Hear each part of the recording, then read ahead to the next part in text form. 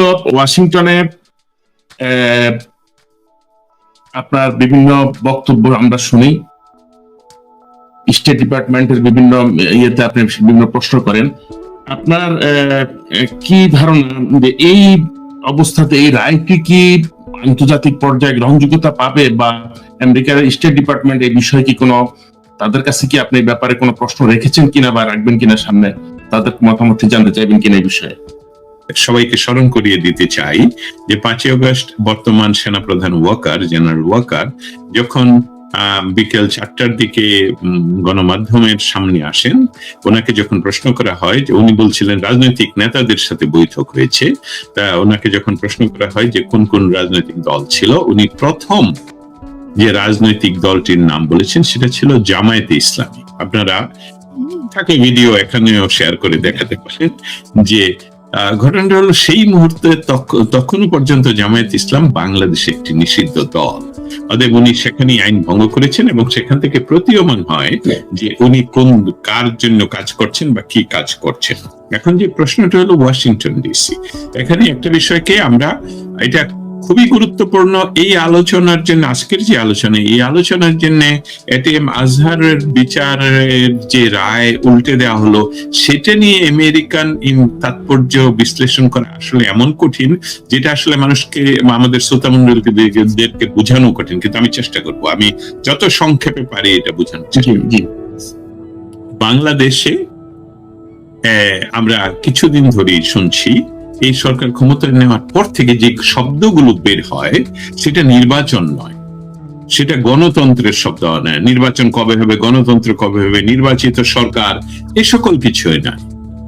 যেটা যেটা ইয়া হয় প্রতিদিন, যে কথাটা ডক্টর ইউনূসের মুখ থেকে বের হয়, সেটা হলো 7 সিস্টার, গন্ডগোল, যুদ্ধ অবস্থা, যুদ্ধে আছি, কলকাতা দখল, বা Burmese army, Arakan army, Rohingya, এই বিষয়গুলো আলাপ হয়। আর ওনার উপদেষ্টারা যে কাজগুলো করেন সেটা হলো সেন্ট মার্টিন বন্ধ করে দিলেন জনগণের জন্য। প্রথমে ঢাকা শহরের বায়ু সবচেয়ে দূষিত পৃথিবীতে, সেটাকে চেষ্টা না করে উনি রক্ষা করতে গেলেন। সেখানে আমি জানি না ঘটনা সত্য কিনা, সেখানে মানুষ এখন মানে মানুষের সেখানে খাবারের দুরবস্থায় ওরা মারা যাচ্ছে, লোকাল মানুষরা, তার মানে ওইটাকে শূন্য করা হচ্ছে। এখন ওয়াশিংটন ডিসির যে বিষয়টা গত 50 বা 55 ইয়ার্সে ঘটাতে পারেনি, সেই ঘটনাটা ডক্টর ইউনূস, যেটা ডক্টর নবী ভাই বলেছেন যে ব্ল্যাঙ্ক চেক দিয়েছেন, এর অর্থ হলো যে আমাদের এই ভূখণ্ড অঞ্চলে বা এই জিওপলিটিক্যাল গ্রাউন্ডে আমেরিকা যে অবস্থাটা তৈরি করতে চেয়েছিল, সেই অবস্থাটা গত 55 ইয়ার্সে অন্য কোন সরকারের মাধ্যমে তৈরি করার সক্ষমতা অর্জন না করলেও ডক্টর ইউনূসের প্রথম দিন থেকেই সেই সক্ষমতার দিকেই সেটা যাচ্ছে। এখন সমস্যাটা, যেটা সবচেয়ে বড় সমস্যা, সেটা হলো এতে কি ভারতের স্বার্থ রক্ষা হবে? এটা কি চীনের স্বার্থের বিরুদ্ধে যাচ্ছে? রাশিয়া কি এটাকে মেনে নেবে? এই প্রশ্নগুলোর উত্তর কিন্তু আমরা এখনই দিয়ে দিলে হবে না। এই প্রশ্নগুলোর উত্তর প্রশ্নবোধক থাকতেই হবে, সময় এটাকে বলবে। আমরা যেটা হোয়াইট হাউস, স্টেট ডিপার্টমেন্টে প্রশ্ন রাখতে পারি বা প্রশ্ন রাখি, সেটা হলো যে চীনের যে ইনফ্লুয়েন্স বাংলাদেশে, ডক্টর ইউনূস চীনকে গিয়ে আমন্ত্রণ জানিয়ে আসলেন যে আমি হলাম বঙ্গোপসাগরের গার্ডিয়ান, আসুন আপনি আমাদের এখানে ইনফ্লুয়েন্স তৈরি করুন, ব্যবসা করুন, আমরা 7 সিস্টার এই করবো, সেই করবো, তিস্তা বাঁধের কথা বলা হচ্ছে, এরকম অনেক কিছু। কিন্তু বিষয়টা লক্ষ্য করে দেখুন যে বিষয়টা হলো যে আমাদের এই বিষয়টাকে এত ছোট করে ভাবলে হবে না।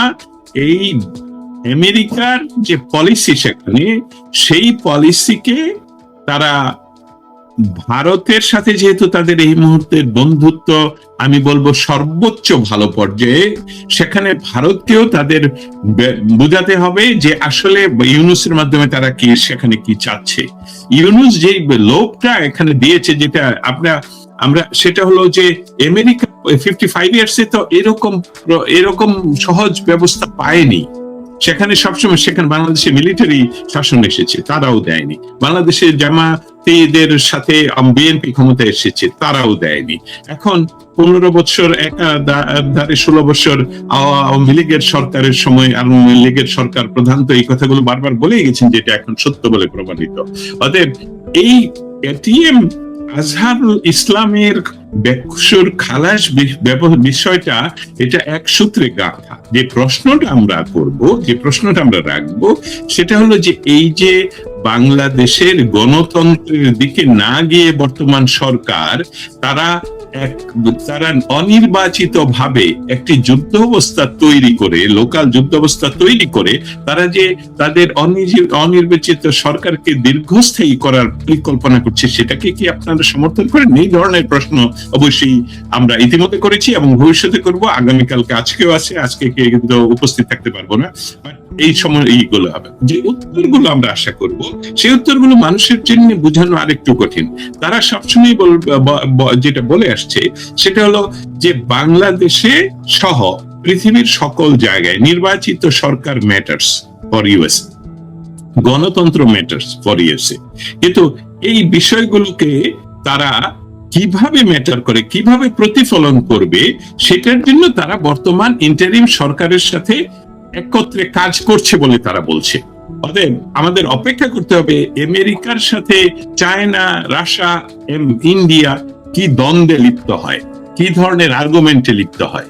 কারণ বাংলাদেশের ভিতরে আমেরিকান আর্মির যে অবস্থান, যে কিছু কিছু আর্মিরা বিভিন্ন কারণ দেখিয়ে তারা অবস্থান করছে, সেইটা সহ চায়না ইতিমধ্যে যদিও চায়নার আন্তর্জাতিক যে পরিস্থিতি, আন্তর্জাতিক যে তাদের ব্যবস্থা, সেখানে তারা সাধারণত এমনকি তাইওয়ানেও তাদের সৈন্য পাঠায়নি কোনোদিন।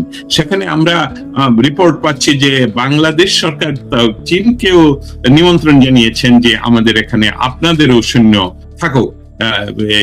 এই সকল সমস্ত খেলায় ইউনূস যে কাজটি করছেন সেটা হলো যে উনি একটা ঘোলাটে পরিবেশ তৈরি করছেন, উনি যুদ্ধ খেলতে চাচ্ছেন, উনি ইউক্রেনের এই কমেডিয়ান প্রেসিডেন্টের মতন উনি দীর্ঘস্থায়ী, উনি আমৃত্যু ক্ষমতায় থাকতে চাচ্ছেন। এটাই হলো মৌলিক।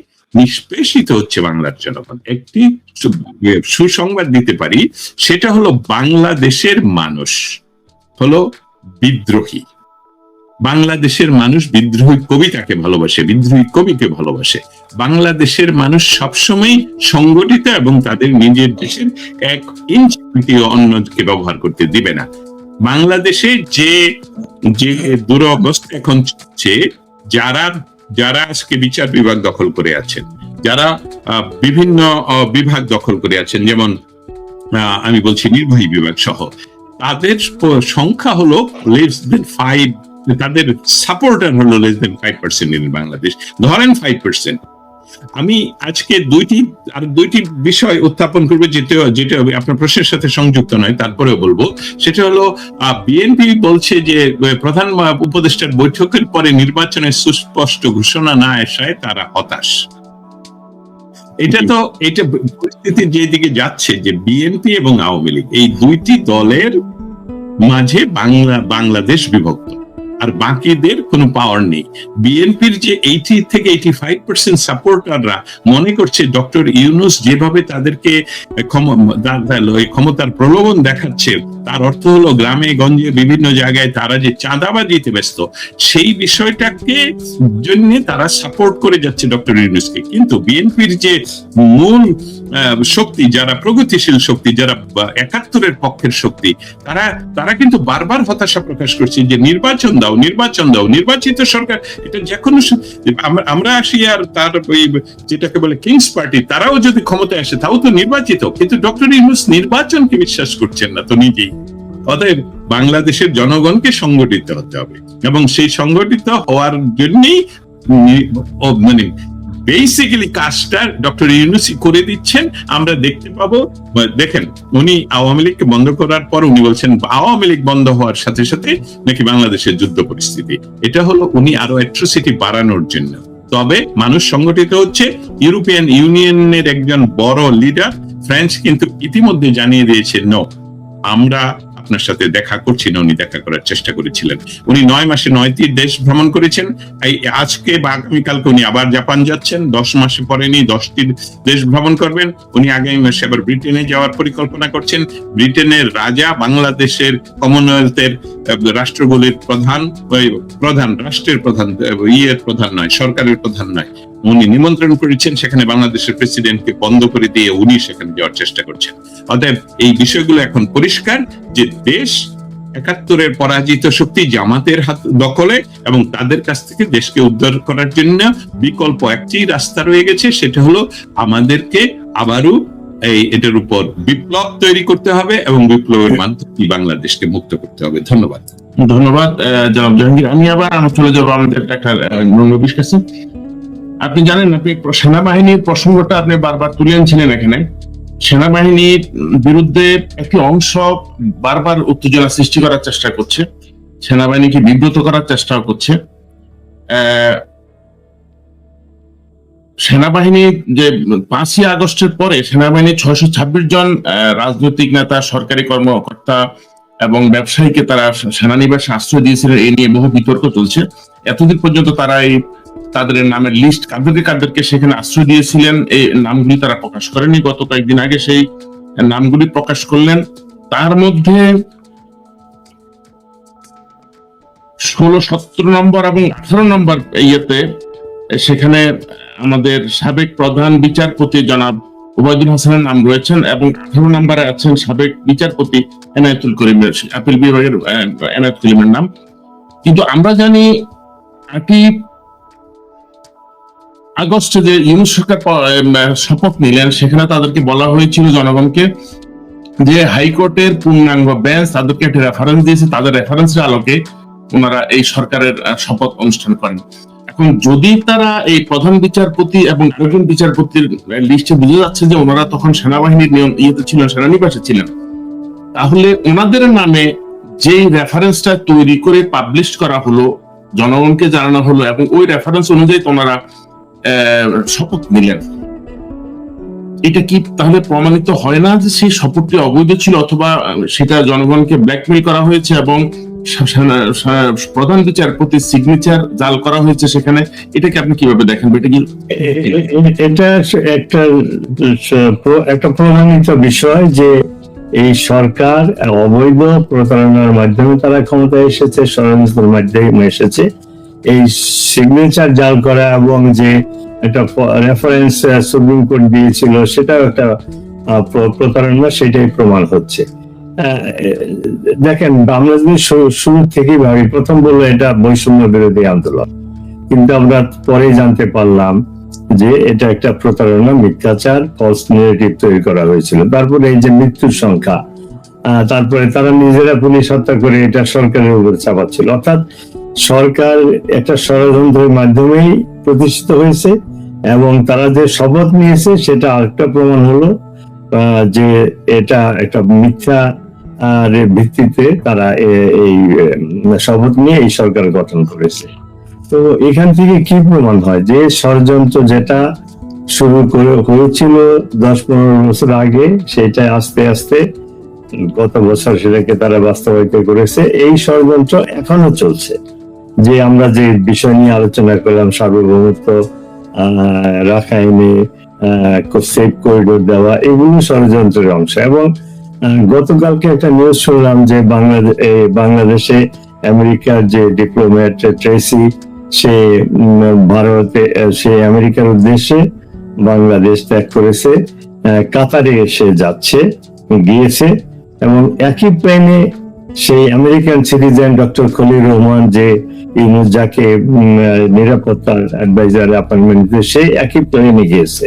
এবং গুজব হচ্ছে যে কাতারে তারা আরেকটি ষড়যন্ত্রমূলক মিটিং করবে, সেখানে সিআইএ প্রতিনিধি থাকবে, আর খলিল রহমান থাকবে, ট্রেসি থাকবে, আরো হয়তো পাকিস্তানের থেকে হয়তো যোগ থাকবে। হয়তো নেক্সট স্টেপ কি হবে, কারণ এখন তো তাদের এই যে সেফ করিডোর দেওয়া এবং মাস্টার প্ল্যান দ্যাট আমেরিকার, যে তারা ওইখানে একটা খ্রিস্টান রাষ্ট্র প্রতিষ্ঠা করবে, আর কি বলে সেন্ট মার্টিন তো অলরেডি নিয়ে গেছে, চিটাগাং পোর্টের তাদের দখলে যাচ্ছে। তো এই যে একটা স্টেলমেট তৈরি হয়েছে, এটা থেকে কিভাবে উত্তরণ করা যায় সেই ষড়যন্ত্র একটা মিটিং হতে যাচ্ছে কাতারে। সেখানে খলিলুর রহমান থাকবে, ট্রেসি আমেরিকার যে স্টার অ্যাফেয়ার সে থাকবে, সিআই প্রতিনিধি থাকবে, পাকিস্তানের প্রতিনিধি থাকবে।